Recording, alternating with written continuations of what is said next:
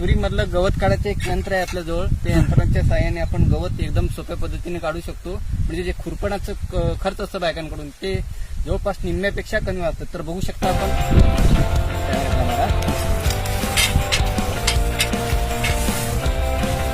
20 minute नावाचं हे गवत आहे. डेंजर आणि खुरपणीचा खर्च खूप वाढतं. आणि या यंत्राच्या साहाय्याने आपण केलं